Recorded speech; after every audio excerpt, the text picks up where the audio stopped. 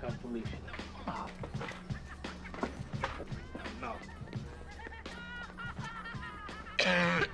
What's up, Craig? What's up, Smokey? Nothing. The hell on, Felicia. Remember that. Remember it. Write it down. Take a picture. Craig. Bye, Felicia. Over 30 years later, we still remember Felicia from the hit movie Friday. Although it was never outright said in the movie, we assume that this character had some type of substance abuse disorder. Felicia was often dismissed very negatively and disrespectfully, and it's interesting that people have internalized this fictitious character and are still so negative and hurtful with the words they use towards her today.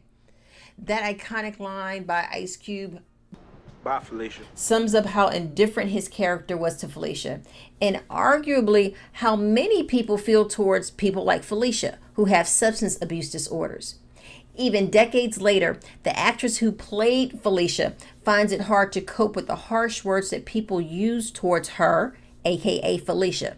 Why was there so much hate for such an obviously beautiful woman?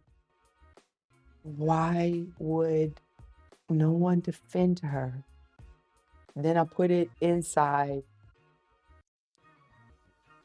and this person, Felicia, emerged. And I was really this person, and I was really feeling her emotions. I was feeling a lot of fear. A lot of things had happened to Felicia. Why was there so much hate for such an obviously beautiful woman? Why would they be so unkind to, a family member? Why would people be so dismissive? Why would no one defend her? And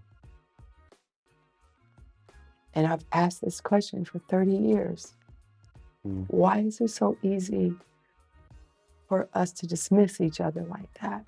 We normal. He showed the life of Black folks in the hood and what was happening with our families and but at the same time, it was happening, but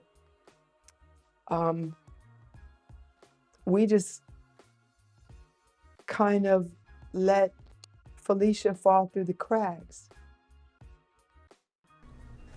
So how do we remove this stigma attached to all of those Felicias out there in our neighborhoods and see the humanity in them? Let's put Bye, Felicia in our rearview mirror and look ahead to more positive behaviors and, more importantly, language that can change someone's life who has a substance abuse disorder by treating them with more dignity. So let's talk about removing the stigma. Of course, we can use positive behaviors, and more specifically, this can start with the words that we choose to use to describe people who have substance abuse disorders. Let's look at the words that we can use that will change someone's life for the better.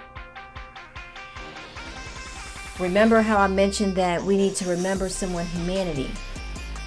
And according to research, person-first language is essential in removing stigmas, which means we should actually focus on the actual person, not his or her condition. For example, terms such as substance abuser is more likely to worsen stigma than the use of language such as a person with substance abuse disorder. Instead of drug habit, using the word addiction. Let's think about some other terms that we use, right? Abuser, substance abuser, drug abuser, addict, alcoholic, drunk, junkie, user. And instead use person with a substance use disorder. Instead of addicted babies, use babies exposed to opioids. Or how about he or she has a problem? Instead, let's use he or she has risky, unhealthy, or heavy use. And what about being clean? Let's instead use in recovery. When someone gets back clean or dirty toxicology results, instead, let's use more objective terms like negative or positive toxicology results.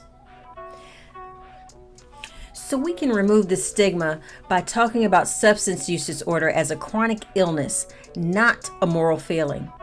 Treating all people with a substance use disorder with dignity and respect. We can be leaders in reducing stigma and promoting recovery. So say bye, Felicia, to Bye Felicia.